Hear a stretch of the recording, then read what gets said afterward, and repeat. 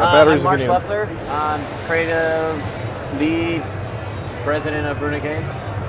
And so the first thing we ask every single developer on any game that we look at is like the original genesis of the idea, like around beers at a table, you know, what, I mean, that far ago, like what caused this? It was exactly that. Oh, was it exactly that? Awesome. You're the first person who said it. I always use that excuse, or always use that example. You know, some of the best discussions you ever have with people is when you sit around and have a couple beers and just discuss. And when we started coming up with this game, you know, we talked about things we love in games. And, you know, we always reference the fact that, like, if somebody's going to make a WoW killer, they're going to fail. Yeah, right. You know, it's just, you can't do it. Like, if I'm going to make... If you make an anything killer, you should just remove that part from it, right? So what do we love? And, like, well, okay, we love these mechanics. Let's put those to the side. What would be great? What has no one ever done of mechanic-wise that we could really exploit and put those things that we love into this? Okay. And so we came up with something that we're pretty excited by, and we kind of hint at it in this a little bit, but not very much, because we take this simple idea and we go to the nth degree with it. Okay. And we go so far that I'm really excited in the future what we can show people. But to make it all work, we had to come up with this lush world, and we love this idea of like being thrown into a world that you have no idea about. There's no NPCs, there's no dialogue, but yet we have a rich story we're trying to tell. Okay. Games like Shadow of the Colossus, Eco, however you want to pronounce it. Like, we love that idea of like what they told a bigger story than they had dialogue there. Right? So when you guys were at that table over beers, I mean, like, was it just one person who was like, I have an idea, let's shoot the shit for a second, and you did, and that's sort of how it began? So were you looking at a genre? Were you, like, what was the, do you remember? At the time it was really anything. Oh, really? Yeah, sort of a group? Yeah, we were a group, and we were sitting around talking, and we eventually we were talking, and nothing was really solidified yet, and we all had ideas, and so what we did, we got a group of people, and we went out into a cabin and stayed for 3 days, and we just brainstormed, and we knew what we kind of wanted to do, but we were like, what makes it unique, and like, how can we do this? Can we technically do it? Can we visually do it?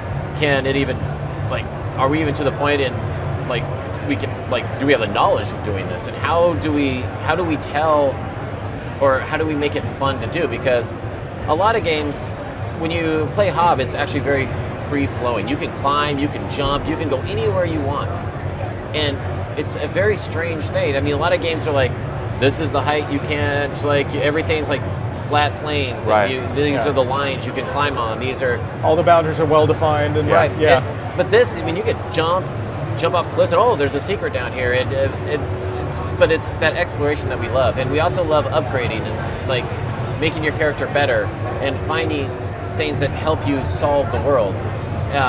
Anyway, so we came up with a really great idea, and that's where it all stemmed from. We just sat around with beers for multiple lunches, talking about stuff, and then finally we're like, I think we got enough. Let's go sit down and nail this out. As you guys are making this, obviously, you know, I just heard about it. You know, you guys are just starting to talk about it. Would you, how far would you say you are? Like 40%, 30%, a little bit more? You know, I would say without giving too much away, the most difficult thing about Hob is the level design. And the level design is so complicated. Because of the things you've already spoke about? Right. Okay, and so what it is we have this broken world, I can tell you that much, and as you play through here, you actually will Can he do a little bit? Oh, yeah, I don't want to interrupt you, but that way you and I can talk, and you can easily just point at him. So because of the open world, you're finding that that's the not difficulty, but that's where the complexity of the development's coming from, is the world? Kinda. It's, the open world is, it's still difficult to make an open world adventure game. Right. But what we're layering on top of it makes it almost mind-bogglingly difficult. So what we have right now is we probably have 60% of the world gray boxed out.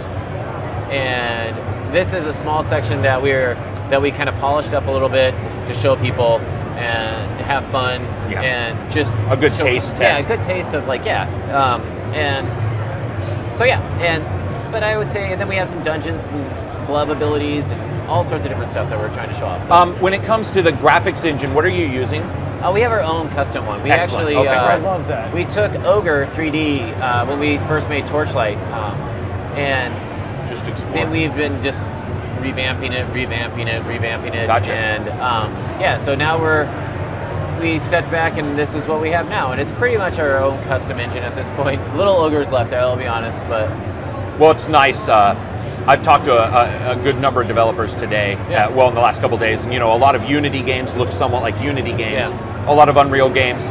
A little bit. I think they're a little bit easier to make them look your own, but there is overall a look to some games. And even when I was sent the trailer for this, and they were asking me if I wanted to come see it, I was like, "Yeah, we want to see that," because there's visual style. I mean, let's be honest, it's not all about graphics. We actually weigh sound, music, and voice equally to graphics. So if there's no voice, of course, you don't get down on that. But and we noticed right away that like the visuals, I think most people saw that and were instantly impressed with it. I should turn it up. There's no sound on this right now. Speaking of...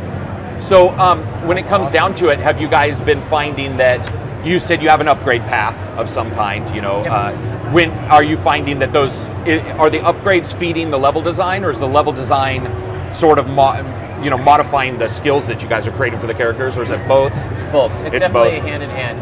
So you're not really saying this is concrete what we're doing. It's more like, oh hey, we can do this, so let's switch some stuff around. One of the things that's interesting about our engine is that we have a tool set that allows you to grab a blade of grass, move it, and hit play, and see it instantly. Within the editor itself. Within the editor, and you're playing the game.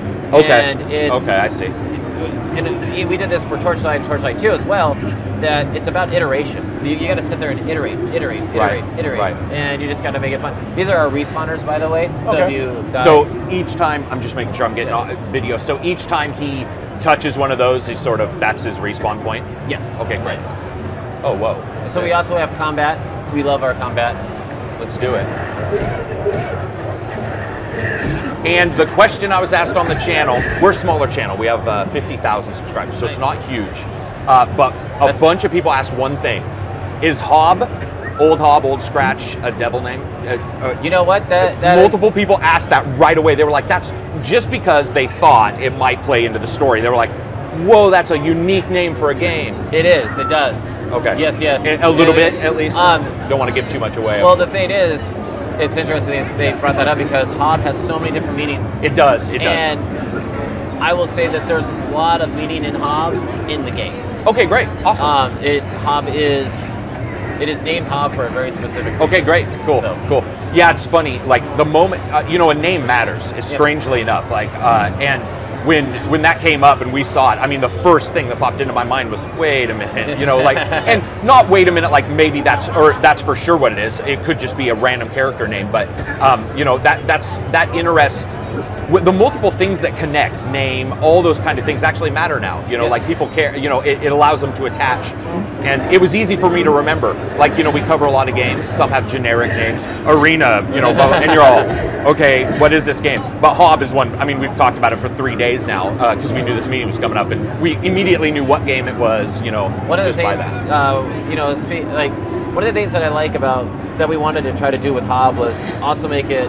Speaking about art now and tying things all together is that the shapes, you'll notice that our grass is very square. So, and I'm noticing a little bit of the art has that style, yes, right? And our trees are, there's a lot of the art style that's in the organic world, but yet it's this lush world. And I don't want to give too much away, but every shape, there's a reason for their shapes. There's a reason. Yes. So that was actually...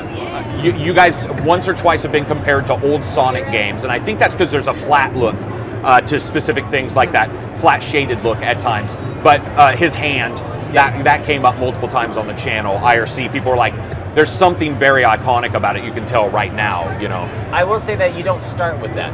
Okay, so this is that your upgrade path itself, basically? Yeah, you basically, there's lots of upgrades for the game, but you're actually starting a little ways into the game. Okay. And the beginning of the game, you are there, you don't know what's going on. Again, there's no NPCs, no dialogue, no nothing. And you're trying to survive, and you basically eventually get this glove. I don't want to give away too much because it's part of the game, but nice blocking. So, speaking about sound for a second, because we're hearing, is the sound somewhat final right now? What we're hearing? Some of it.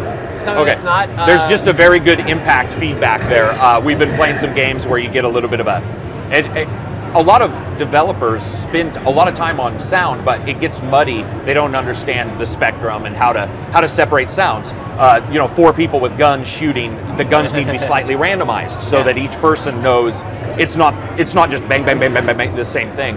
And so we cover sound a great deal. Are you guys going to do 5? Are you going to have support for multiple channel? I want to put in multiple channel. Does it cost extra? Because I hear a lot of people. It does. Okay. I hear a lot of people wondering about that when I talk to them. But it's not like, it depends, I should say it does on the PC. But it does, I think the PlayStation 4 does have a sound chip, so it's not, but you can also use that for your game. So Gotcha. it's always a compromise. Give and take a little bit? It's a give and take on it, so. And this will be, what are you thinking for release? Like next year at some point? We don't really have a date. Gotcha. We wanted to, again, it's a very organic process. It's very iterative. Yeah, you don't want to ruin the iteration if you put a date on it. We let's just play through it. Nope, this is like too short. Let's add some more content. Oh, this is too long. Let's pull this back a little bit. Like, let's throw a monster down. We need a new monster. Like, how did this work? But there's a lot of these points that we do want to explore, and we know what those points are, and so. And you don't want to put an end date because people might stop coming up with fresh ideas. No, that's definitely always something you have to worry about. Yeah, right. But there is a point where you're like, okay, now we got to release it. we can't develop for 4 years. Yeah. Or so. I mean, it looks great, man. The art style, I like the sound already. Have you guys chosen a composer?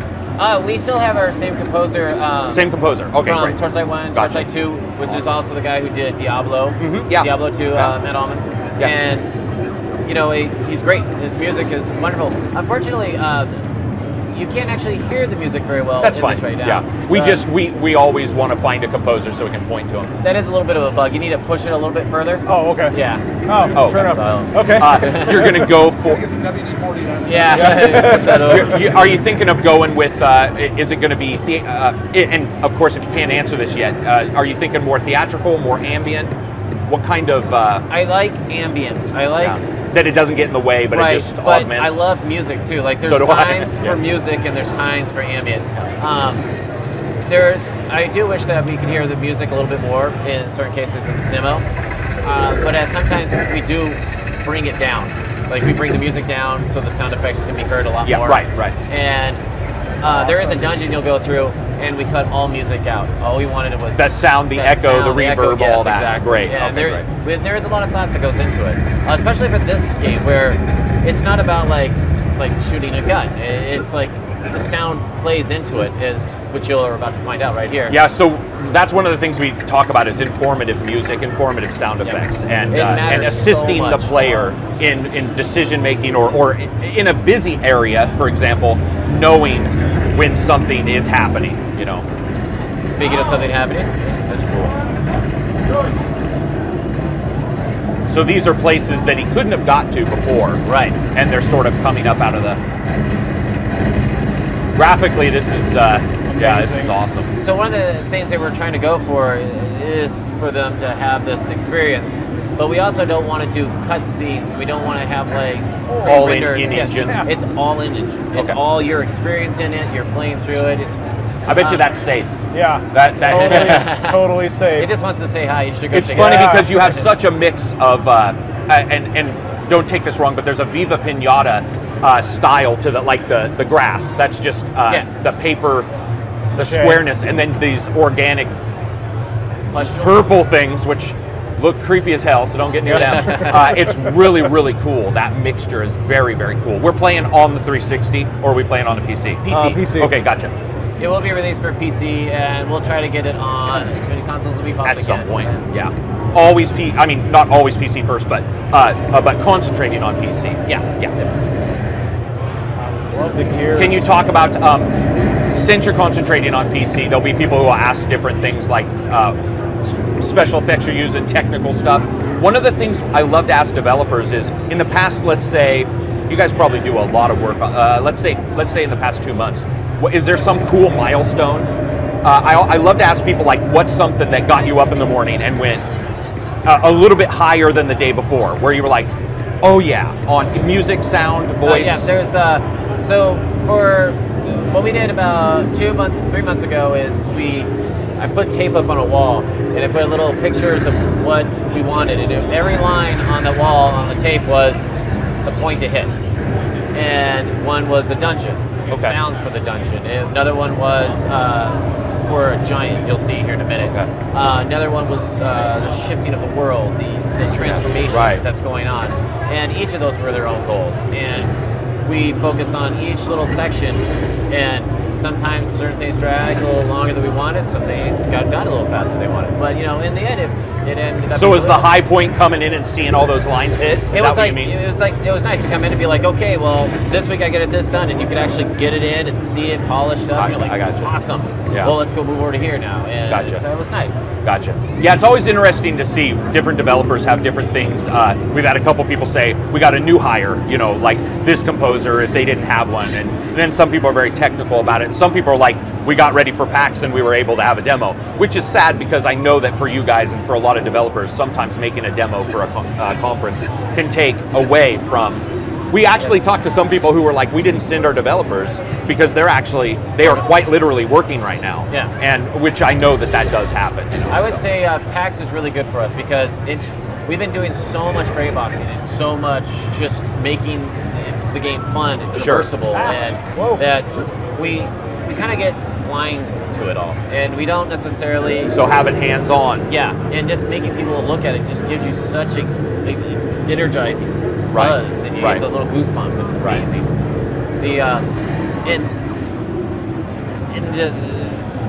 And just to see people's reactions to it, and the smiles, and just they're like, this is great. Have you got any? We always like to ask, have you got any surprising feedback that you weren't even something you didn't think people would notice that somebody's like that everybody's noticed or something surprising? Yes, there's actually multiple story elements kind of sprinkled through here, and every once in a while somebody will be like, hey, what's that? And you're like, not gonna say, but you're on the right track. But you were surprised that they actually are starting to catch on to it a little bit. Has anybody else asked about the name? Yeah. Oh, not very many people, but some people are like, Positive's kind of like this weird name. But one of the things I wanted to bring up was on your glove upgrades.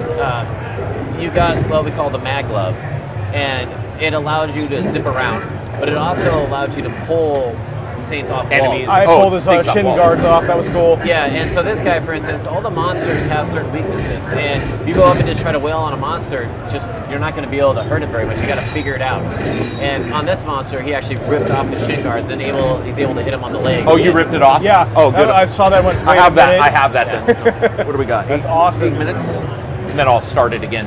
Very cool. So you guys have basically made sure that if you get an upgrade, it sounds like it's not just like a +5 to defense. Right. Not to be rude, but like a torchlight. Yeah. Or sometime. Matter of fact, we've talked to a couple people now, developers at PAX, which it was great to hear them. They were saying, if there's an upgrade, it's going to be either gameplay or very substantial. You're going to notice it in some massive way now, and I like that because. It's great for some games. +5 it works. Games, but a game like this, you're much closer, which I like. I definitely like to be able to see the character. But when it's that iconic, that's cool that there's feedback. Yeah, there's everything. All the gloves we're planning. The one thing I will tell you about, we don't know all the gloves we're going to have. We have lots of different ideas, but they're going to be fun. And I will rather have fewer. Well, we rate gloves. Fun factor, so we have fewer gloves that are really fun than just 1,000 gloves. Okay, great. So, great. Also, by the way, you're doing a good job here, but our level design cut this area off because they wanted to have a guided area, but you're on the right track because that's exactly what you want to do in this game. And everybody's doing it, which is one of those surprising things. You're like, yes, that's exactly what you should do. Yeah, organic level design actually isn't that easy. You see a lot of people fumble on it. We played a couple where you're sort of sitting around going, we're not 100% sure where I'm supposed to go. So that's awesome. But it's been great. People, I will also say that you've missed 3 secrets so far. And he's the one who goes off the beaten path. Can you give an example of how, for example, are some secrets only unlockable by some gauntlets? Yes. Some gloves. Sorry, gloves. Yeah. We're calling them gloves, right? Okay, so some secrets maybe maybe you have to go back to an area. Yeah, very much so. And some of them you don't have to. You're just navigating, and you just have to go to a certain point of and sort of understand. Maybe you can get behind something. Well, kind of. We have a kind of our own camera, so what we can do if you go to a certain spot, we'll just change the camera Subtly slightly change for you. it, And you're like, oh hey, there's a whole vine over there I can grab onto. And I gotcha. So exploration, we try to award the exploration. Okay. And for instance, have you guys ever played Brothers? Yeah, I beat Brothers. I reviewed it. Yeah, one of the things that we really liked about Brothers was, the benches. But we didn't want to put benches everywhere. But if you come over this way, there's just spots in the game that are just like scenic. Yes. Scenic. Oh, right. wow. Okay. And and there's no, at least from what I'm seeing, there's not going to be a visual cue that it's there. Right. It's that if you sort of are exploring or happen upon it, it's there. Yeah, right. It's very cool. We want you to go out and have fun. We want you to explore. We want you to go, and you don't always have to get something. You can just get a nice picture, like some kind of story, something that, something's moving in the background. You're like, what is that? And just kind of give you hints towards things. Oh, I haven't seen you use the gauntlet before. Yeah, that's awesome. That's cool. Now, is that an enemy? No, that's a guide. Yeah, those are our little... or they have been very guideful so far. And if you notice, you're back at the beginning. Yeah. That's awesome. So is that the demo? No, not quite. You go back up here a little bit, but... And now, that was there the entire time, but now that you've got your... I see, so now he needs to get up there. If you come back a little bit, then you can turn around. There we go. Oh, I see. And this is the dungeon you were talking about. No, we already went through the dungeon. No, did we? We were talking. We were yakking. This is why we have two people. Oh wow, that's cool. That is awesome. Funny enough, the color scheme, very, very reminiscent. Most likely because of the purples. Oddworld, the Oddworld games. One of the things that isn't used that much, except for Halo, Oddworld, and a couple others, is purple. And I've noticed that whenever I talk to anybody, there's a very specific discussion point that comes around purples and pinks, like a nostalgic feeling. Yeah. And it's funny because Life is Strange uses a gossamer effect. Have you ever played that? Have you heard of it? No. Do you know the Telltale games? Yes. So Life is Strange is like the I brand do. new series that's I do know like which one you're talking about. kicking butt. Yeah. And one of the things they did is they put a very subtle filter over it, and it's a pinkish purple. Nice. And it's funny because they've done studies and said for some reason humans react to that nostalgically. They don't know why. And it's funny because as we've been playing it, those kind of colors are popping, and it's really, really cool. And they said that actually people who play those games have a higher memory imprint of the game. Yeah. Is that, I mean, it's the oddest thing. It's just science. That's awesome. Never knew it. You guys just chose it. You guys just chose it. So when it comes to the composer, because again, we do talk about music, and you said you're going to go for, it sounds like probably a mix, but you are going to have it fade out in dungeons so that you can get the visceral feel, the echo, the reverb, and that kind of thing. Do you know how long I don't want to ask you how long the game is because you're not even close to being done. How about this? What would be the perfect game length for you if you could make it in Hob? For a normal player, let's say that's 50% completion. I'm one of those people that I don't want to sit down and play for 40 hours. I have too much stuff to do, but I love games, and I love to go down and just kind of have either a really core experience or just be able to go and play. With that, I don't want a 40-hour game. I don't want, even 20-hour game would be tough for me. But all that I hope for Hob would be that you never get bored. You never get to that point where you're like, do I want to keep going or not? It's just, it's like this constant, like... So are you working on the beats of the story to make sure that, we've talked to people, some people will do just a music score change or something like that. Can you talk a little bit about how, like, you guys are, even working on it? Do you guys, is it just through your own gameplay? And you're like, hey, this part? Yeah, we're like, Matt, he'll play, and he's like, okay, hey, I want I want to do this music when you come up the elevator and you're about to see the boss, and I wanted to have this like, just like kind of this like, I always do the Jaws theme when I do. So do I. Actually, no, that's right. Imperial themes, the Star Wars Imperial theme or Jaws is always what I use. Yep. And then he'll, when the boss comes out, he has another whole music channel that he then wants kicked on, and it's just like, Gotcha. So it's very impactful of that moment. And then he's okay. Then he makes music very specifically for us. Like, okay, now this needs to go in the back, and then he changes the volume and the tone on it, so then it has these peaks and valleys. Is he a full-time employee at your? Okay, gotcha. And is he also doing the sound? He does some sound. We also have another person that's come in and help us do. Can you say their name? Kachun. What's his name? His name is Tachun. Tachun, okay. Yeah, and he's anything they've worked on before? He's done a lot of games. He likes to do contracts, so he's like contracted. Oh, okay, sort of a freelance. Yeah. But he's really great. He might even be here, to be honest. But anyways, so yeah, we have. Seattle's great for that too. Like, there's so many people here, and it is such a small industry that you just call up a friend, be like, hey, we need some help. We got to get some sounds, and it worked out really well. And so, because this game needs sounds, it needs lush sounds, the world needs to come alive.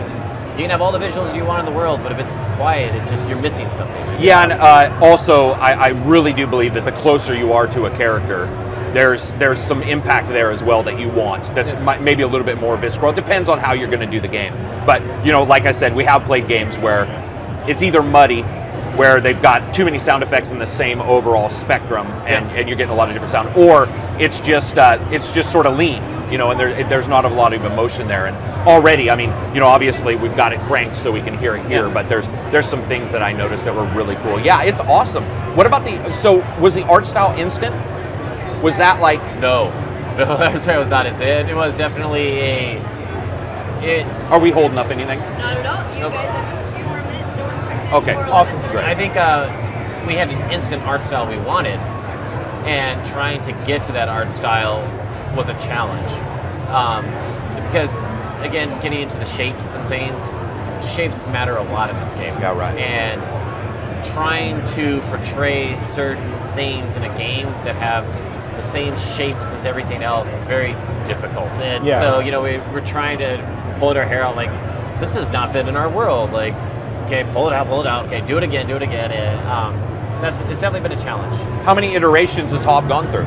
Or the character? I don't know if the character's name is Hob. But were they something? Three? And not drastic changes. Not drastic. Yeah. So was it environment character or character environment with the time frame? Environment character. Okay. Gotcha. And with the idea that at least somewhat I'm noticing some shapes are shared, or some overall shapes. Not too many so that they get lost, but yeah, it's definitely cool. Well, hey man, I appreciate it. It's awesome. Yes. Very awesome. Did you enjoy it? I want to know when it's coming out so I know when to buy it, because it's fantastic. I love it. It feels really good. The visual cues and the levels made sense. I felt like, okay, I don't feel lost, or the only time I felt lost is if I was trying to weave too far. Or the place where he was like, it's not even, you can't even go there. It's like, okay, but it felt like there were a lot of good cues there. I love the mechanic style of environment movements. I don't know why, but I've always loved that in like movies and cinema, and like the Transformers movie from '86.